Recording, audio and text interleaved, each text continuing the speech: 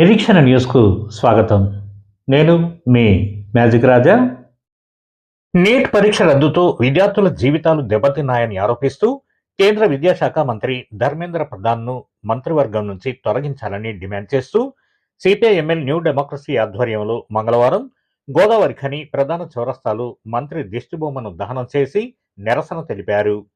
ఈ సందర్భంగా new democracy నాయకుడు ఈ నరేష్ మాట్లాడుతూ నీట్ పరీక్ష రద్దుతో విద్యార్థులు తీవ్ర మానసిక వేదనకు గురయ్యారని, మరణించిన విద్యార్థుల కుటుంబాలకు ₹1,00,00,000 చొప్పున పరిహారం ఇవ్వాలని డిమాండ్ చేశారు.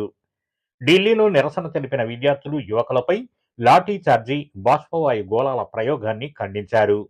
ఇంకా ఈ కార్యక్రమంలో ఐఎఫ్టియు రాష్ట్ర అధ్యక్షులు ఐ కృష్ణ, నాయకులు ఈదునూరి రామకృష్ణ, రాజేశం, మల్లేశం, పుటపక స్వామి, దుర్గయ్య, రాజన్న, కొమరయ్య, ఎడ్ల రవికుమార్, పోగుల శేఖర్, పద్మ, శ్రీజ, రజిత, స్వప్న, ఓదెమ్మ, సంధ్య, చింతల శేఖర్, ప్రభాకర్, సాయి కుమార్, ఇర్ఫాన్ తదితరులు పాల్గొన్నారు. కేంద్రంలో విద్యార్థులపైన కేంద్ర ప్రభుత్వం పాశవికంగా ఈరోజు లాఠీ చార్జ్ చేయడాన్ని సిపిఐఎంఎల్ న్యూ డెమోక్రసీ తీవ్రంగా ఖండిస్తూ ఉంది. ఇవాళ కేంద్ర కమిటీ ఇచ్చినటువంటి పిలుపులో భాగంగా నిరసన కార్యక్రమాల్ని విద్యార్థుల ఏదైతే లాఠీ చార్జ్ చేసిందో దానికి బాధ్యత వహించి వెంటనే విద్యాశాఖ మంత్రి అయినటువంటి ధర్మేంద్ర ప్రధాన్ రాజీనామా చేయాలని చెప్పి ఇవాళ సిపిఐఎంఎల్ న్యూ డెమోక్రసీ డిమాండ్ చేస్తూ ఉంది. ఇవాళ లక్షలాది మంది విద్యార్థులు పార్లమెంటు వైపు ర్యాలీగా వెళ్తున్నటువంటి క్రమంలో విస్తృతంగా మరి ఆ యొక్క విద్యార్థులను విచ్ఛిన్నం చేయడానికి, ఆ ర్యాలీని విచ్ఛిన్నం చేయడానికి మరి అక్కడ ఉన్నటువంటి పోలీసులు విచ్చలవిడిగా మరి లాఠీ చార్జ్ చేసి తీవ్రంగా గాయపరిచినటువంటి పరిస్థితిని మనం చూసాం. ఇవాళ అనేక మంది విద్యార్థులు గాయాల పాలయ్యారు, కాళ్ళు చేతులు విరిగాయి, తలలు బలిగాయి.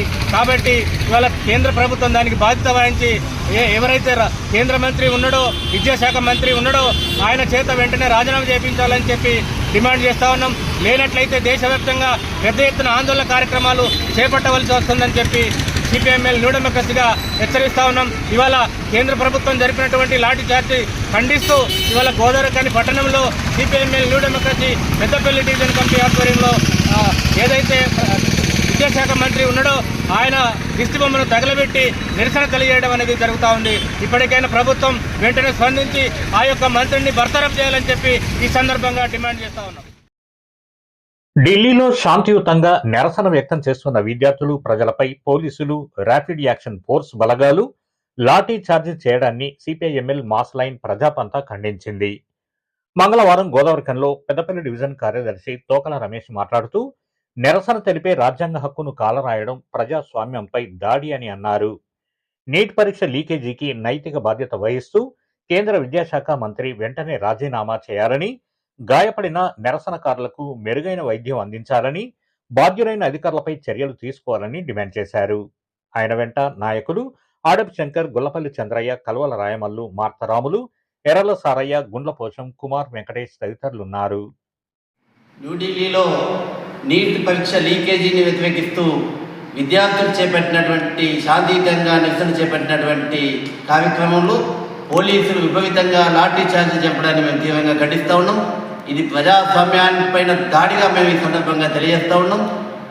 పేపర్ లీకేజీకి బాధ్యత వహిస్తూ విద్యాశాఖ మంత్రి ధర్మేంద్ర ప్రధాన్ రాజీనామా చేయాల్సింది పోయి శాంతియుతంగా నిరసన చేస్తున్నటువంటి లక్షలాది మంది విద్యార్థులపైన విచక్షణారహితంగా అత్యంత క్రూరంగా ఈ యొక్క పోలీసులు లాఠీ చార్జ్ చేసి విద్యార్థులను గాయపరచడాన్ని ఈ సందర్భంగా తీవ్రంగా ఖండిస్తూ ఉన్నాం. ఈ యొక్క చర్యను ప్రజలు, ప్రజాస్వామికవాదులు తీవ్రంగా ఖండించాలని సిపిఐఎంఎల్ మాస్ లైన్ ప్రజాబంధ ప్రజలకు విజ్ఞప్తి చేస్తున్నది. ఇప్పటికైనా మోడీ ప్రభుత్వం విద్యార్థులతోటి బేషరతుగా చర్చలు జరపాలి. నీట్ లీకేజీకి కారణమైనటువంటి బాధ్యులపై కఠిన చర్యలు తీసుకోవాలి. దీనికి బాధ్యత వహిస్తూ విద్యాశాఖ మంత్రి రాజీనామా చేయాలని ఈ సందర్భంగా సిపిఐఎంఎల్ మాస్ లైన్ ప్రజాబంధ డిమాండ్ చేస్తూ ఉన్నది.